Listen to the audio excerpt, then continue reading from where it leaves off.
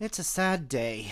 I just watched the final few episodes of Andor, but while it may be over, it sure was a fun ride. Episodes 8 and 9 especially were without a doubt some of the greatest Star Wars television and maybe some of the greatest television ever made. And while I wouldn't say these final 3 episodes really exceeded the quality of those two, they were still really good. While they weren't perfect, I do have a couple of quibbles that I will get to in a moment. They were a very fitting end to the series. I felt like everything was wrapped up pretty well. All the characters were given closure that made sense. Episode 9 was very sad.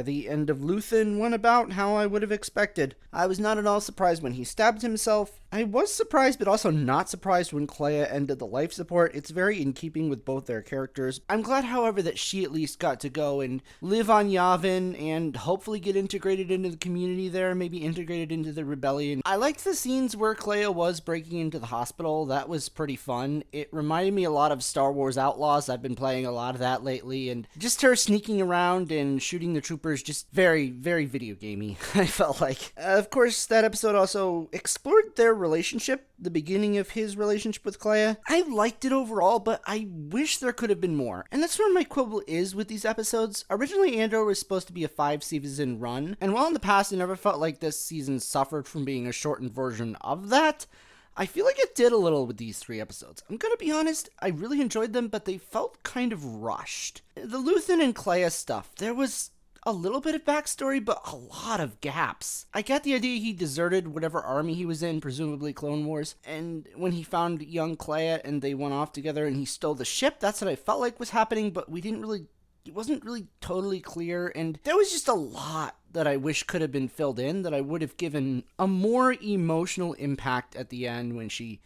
takes off the light support and kisses him on the forehead. I feel like there should have been more. I feel like it was a very condensed version of what it could have been. I also kind of feel that way with K2SO and Andor's relationship. Like, I loved the K2SO stuff in this. The scene where he's clearing a path on the way to the safe house was both funny and horrifying at the same time, which is what K2SO should be. But I don't really feel like it added more to their relationship in Rogue One. I wish we could have seen it being built a little more. I wish he could have been introduced sooner, but I also don't know how that would fit. He would not have fit in the Gorman episodes for sure, and I guess really there's no way they could have done it, but I don't know, honestly he almost felt like an afterthought, but a good afterthought. Would also have liked more explanation as to why everybody is so against Luthen. Like, why the council members are so against him as to not even believe his story? I mean, I can understand them being uncomfortable with his methods, but why is his intel so in question? Why is Bale so in question about it? That, I felt, also warranted a little more explanation. Like, what did Luthen do to all these people? So yeah, there are a few unanswered questions. I would love to see them get explored in books, maybe. Can we have some more books? Lucasfilm, Andor books, and at least one written by Alexander Freed, please.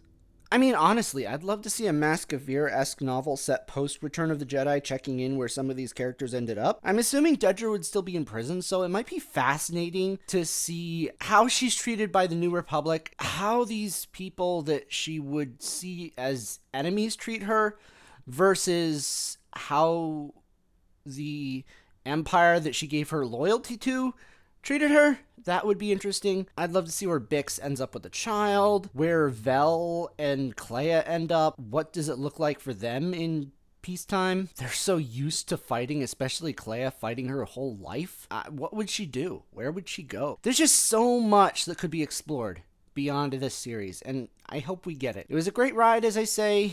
A little rushed at the end, but still very good.